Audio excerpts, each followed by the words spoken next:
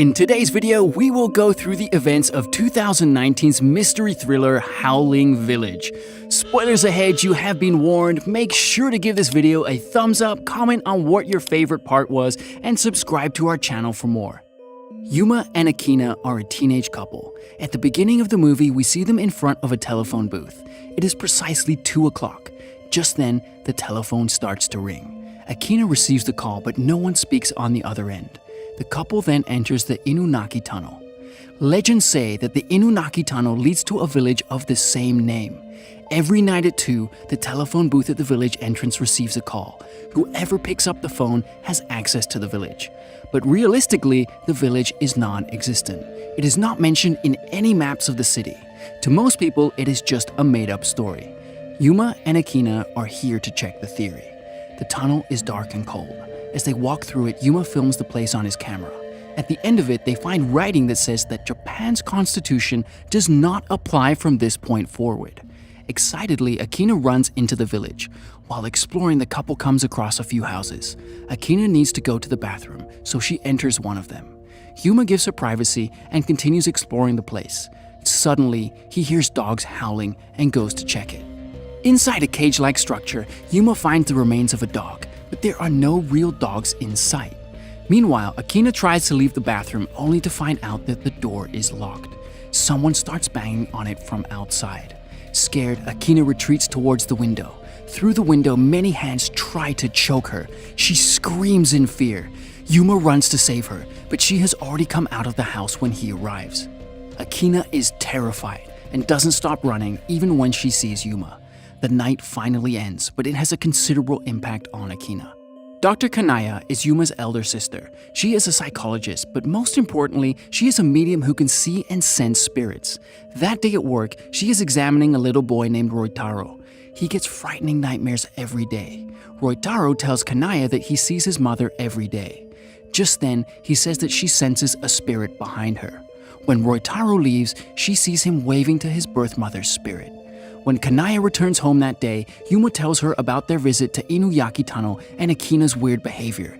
Their youngest brother Kota is researching the tunnel for a school project, so he is intrigued by their conversation. Their father, Mr. Morita, on the other hand, tells the kids there is no such thing as the Inunaki curse and that they should stop talking about it. It is as if he is hiding something from them. Kanaya goes to check on Akina later that day. Akina is singing a weird song when they enter the room. When asked about her health, she says that she is doing great. She then excuses herself to go to the washroom.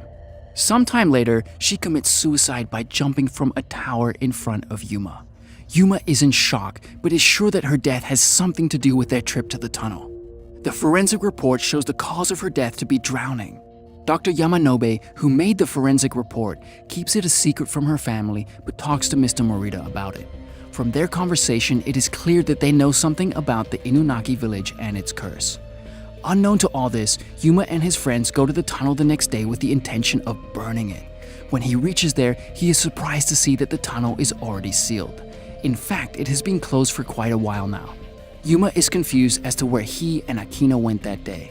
Despite his friends begging him to let it go, Yuma climbs the sealed door to go inside the tunnel. What he doesn't know is that his little brother Kota is there with him too. Kota hears Yuma screaming from the other side and climbs onto the wall to check on him. They both are inside the tunnel when they are surrounded by spirits of dead people from the village. Akina's spirit was one of them too. Eventually we hear Yuma scream from inside of the tunnel and everything goes silent. When Yuma doesn't return for a long time, his friends inform his parents. Mr. and Miss Morita arrive at the scene with Kanaya and the police. They find Kota's camera and bag outside the wall and assume he went after his brother too. Miss Morita is scared for her sons and starts to lose control. She tries to go into the tunnel and has to be stopped by the police, but as if she has gained some superhuman powers, she frees herself from the police officer's grip. When Mr. Morita tries to stop her, she bites his arm, making it bleed. Kanaya is surprised to see this side of her mother. Roitaro has a panic attack and is brought to the hospital by ambulance. Kanaya rushes to check on him. She also gets the news that forensic doctor Yamanobe is in critical condition. It is as if he was drowning. His lungs are being filled with water, but the source is unknown. That night, Kanaya falls asleep in Roitaro's room. She wakes up at night to see Roitaro missing from his bed. Worried, she goes around the hospital searching for him. She finally finds him in front of Dr. Yamanobe's room. When asked, the kid replies that his grandfather called him into the room. When Kanaya looks into the room, she notices many spirits surrounding Dr. Yamanobe. The spirits sing the same song she once heard Akina sing. Terrified, Kanaya runs away, taking Roitaro with her, but the spirits start chasing them. Among them, she sees Dr. Yamanobe's spirit as well. He attacks Kanaya, saying that her blood is one of a dog killer. She does not understand what it means. When they are safe, a nurse informs Kanaya that Dr. Yamanobe has died. Kanaya is now sure that all of this has to do with her and Roitaro's family background, but since he is an adopted child, no one knows who his parents are. Roitaro's current mother's child was stillborn. The same night, Roitaro's mother died giving birth to him, so his new parents had adopted him. At the same time, one of Yuma's friend's bike stops in the middle of the road. Coincidentally, it stops right in front of the cursed telephone booth.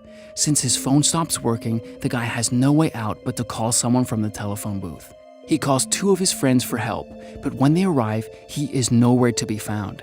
It is now 2 a.m. The phone starts ringing as usual. The duo goes into the booth to receive it. However, just as they enter, the doors lock. Then the booth starts to fill with water.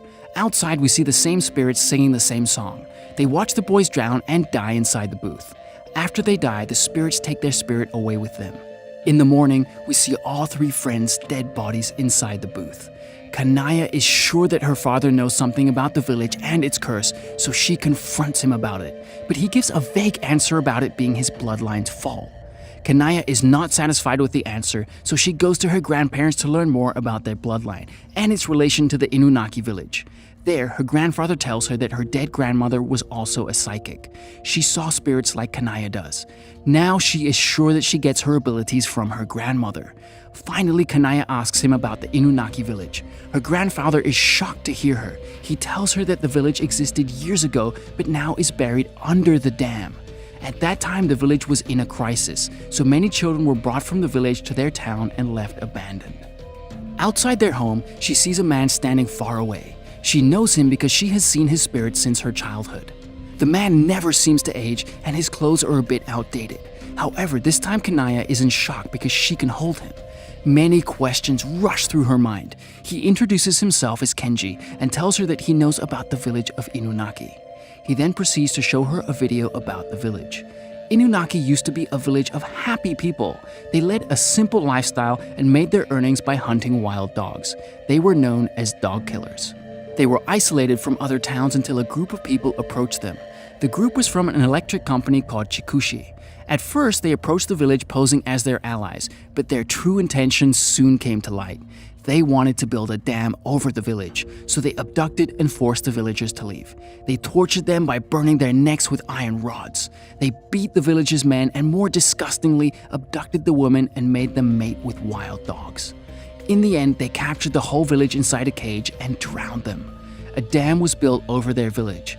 In the video, the people of Inunaki village sing the same song Kanaya has heard the spirits sing. She also notices Kenji in the video and asks him if he is one of the villagers, but he doesn't answer. He is in the video with his lover Maya. Moreover, the head of the electric company was Kanaya's great-grandfather. Finally, Kanaya concludes that her maternal grandmother was the daughter of one of the abandoned villagers during the chaos. At the same time, her great-grandfather was the monster who killed the Inunaki villagers. When she reaches home, her brothers are still not back, and her mother has begun acting like a dog. Kanaya decides to look for her little brothers herself. She ends up in front of the cursed telephone booth and receives a call precisely at 2 a.m. From the other end, she hears Kota's voice. The tunnel's gate opens for her. Inside, she meets Kenji, who leads her to a house. In front of it are dead bodies of people being eaten by wild animals. Inside the house, she finds Yuma and Kota in a cage. She hands them the key to the door and follows Kenji further to the second floor. There they find Maya and a newborn child. The child is the result of Maya mating with a wild dog. Kenji asks Kanaya to quickly run away with the child because soon the place will be filled with water. Saving the child is the only way to save the village's bloodline. As she is running away, Maya turns into a dog-like creature and loses control. She attacks Kanaya as Kenji tries to stop her, but he is not enough, so Yuma helps Kenji save his sister. Kanaya runs out of the tunnel with the child and Kota. When they are outside, it is the following day. Both Kenji and Kota lose consciousness, but when they wake up, they are in the hospital, but the child is left on the street. Some other family from a nearby house adopts the little girl. The tunnel acted as a time portal to save Maya's kid, and the child Kanaya saved was her grandmother. Roitaro's birth mother was also the offspring of an Inunaki villager. Later, they find Yuma's body along with the decayed bodies of 2 other people. They are Maya and Kenji's. The movie ends as we see Kanaya's face reform, giving her wild, dog-like features. Thanks for watching. Make sure to like and comment on the video if you enjoyed it, and subscribe to the channel to see more of these movie summaries.